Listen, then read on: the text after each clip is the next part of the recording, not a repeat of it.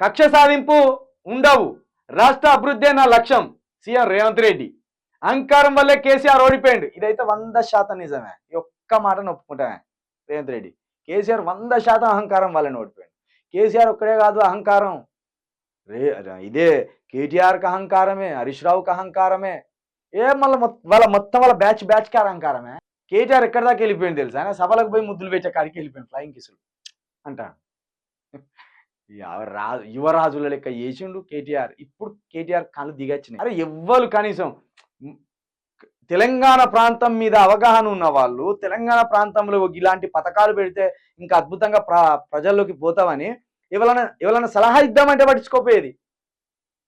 ఒరి నాయన నీ పార్టీ ఓడిపోతాందిరా, నాయన నీ పార్టీ మీద పెద్ద కుట్ర చేయబోతుండ్రా, సింగపూర్ నుండి ఇదే V6 ఛానల్, అదే కాంగ్రెస్ కి సంబంధించిన అనుకూల మీడియా అంత ఒక పెద్ద స్ట్రాటజీ అల్లిండ్రా బాబు అని చెప్పుదామని పోతే ఎవడు కనీసం పోయినోళ్ళను ఇట్లా జరుగుతుంది సింగపూర్ వేదికగా, అమెరికా వేదికగా, అక్కడ నుండి ఇక్కడ సోషల్ మీడియాని కాంగ్రెస్ పార్టీ రన్ చేస్తుందంటే పట్టించుకోలే.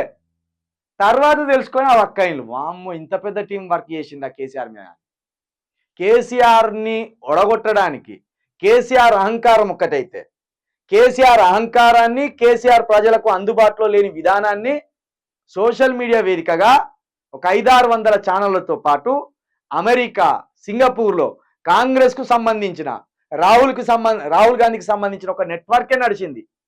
600 పాటలు రిలీజ్ చేసిన కేసీఆర్కి వ్యతిరేకంగా. ఒక్కసారి మీరు సంవత్సరం కిందికి పోయి అప్పటి నుంచి ఎలక్షన్ల వరకు చూసుకొని కేసీఆర్ మీద ఒక 600 నెగిటివ్ పాటలు వదిలిపెట్టింది. ఇదంతా జరుగుతుందంటే వినలే, పట్టించుకోలే, చెప్పిన వాళ్ళని కూడా అవమానపరిచి బయటికి పంపేసింది. కాబట్టి ఈ దుస్థితి వచ్చింది. ఇక హరీష్ రావు ట్రాప్ లో పడకుండా ఆయన అసెంబ్లీకి రావాలి. హరీష్ రావు ట్రాప్ లో పడకుండా కేసీఆర్ అట రావాలట.